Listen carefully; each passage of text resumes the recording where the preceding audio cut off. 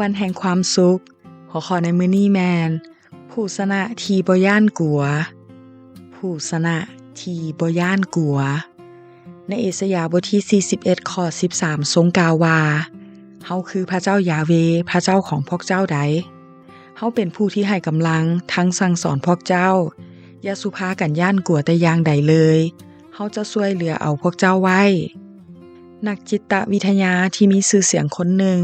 เขียนในหนังสือเกี่ยวกับความย้านกลัวของมนุษย์ที่มีอยู่ในชีวิตได้ค้นพบว่ามีทั้งหมด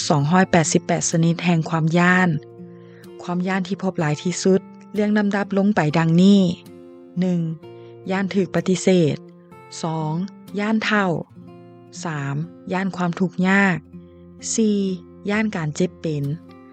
5. ย้านในการถูกวิจารณ์และอื่นๆอีกนักจิตวิทยาได้กล่าวสรุปว่าความย้านที่ใหญ่ที่สุดของมนุษย์คือการย้านถูกปฏิเสธย้านถูกปะทิ่มหลายกว่าการย้านความตายคนเฮายอมตายดีกว่าถูกปฏิเสธมนุษย์แต่ละคนต่างก็มีความย้านกันทั้งนั้นแม้แต่ผู้ที่มีความเชื่อในพระเจ้าด้วยแล้วจะจัดการและประเสริญกับความย้านแบบใด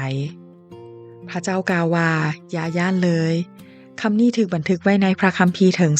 365ครั้งซึ่งมีหลายกว่าความย้านของนักจิตวิทยาที่ค้นพบ288ความย้านพระเจ้าต้องการหนุนใจเฮาในแต่ละมื้อและทุกๆมื้อว่าอย่าย้านเลยเพราะ1ปีมี365มื้อเมื่อตื่นขึ้นทุกเช้าจงหนุนใจตนเองว่าอย่าย้านเลยพระเยซูเจ้าถามสาวกในมัทธิวบทที่8ข้อ26ว่าเป็นหยังพวกเจ้าจึงย้านพระเยซูถามพวกสาวกและพวกเขาด้วยในขณะที่พบกับคลื่นทะเลและพายุแห่งชีวิตที่เข้ามาถึงแม้นว่าพระเยซูนอนหลับอยู่แต่สามารถควบคุมสถานการณ์ได้เมื่อพระองค์ลุกขึ้นทะเลก็สงบลงความเชื่อของพวกเจ้าอยู่ไสอยู่ในสถานการณ์หรืออยู่ในพระเยซูถ้าเจ้าเชื่อในพระเจ้าก็จงอย่าย้านบ่มีสิ่งใดที่เอาชนะพวกเจ้าได้ฉะนั้นจึงบ่มีอันใดที่เฮาจะต้องย้านขอคิดความย้านสามารถเข้ามาในเฮาและเกิดขึ้นรอบตัวของเฮาได้เสมอฉะนั้นพระเจ้าจึงให้พระวิญญาณเข้ามาอยู่นำเพื่อใจของเฮาจะบ่ย้านกลัวถึงแม้นมีความย้านก็กล้ายอมรับแต่ให้หนุนใจตนเองด้วยพระค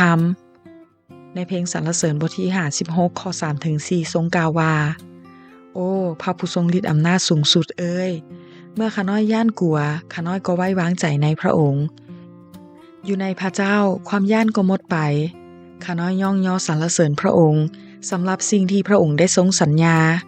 เมื่อไว้วางใจในพระองค์ข้าน้อยจะบ่ย้านมนุษย์ละล่าจะเฮ็ดหยังให้ได้แดอย่าย้านเลย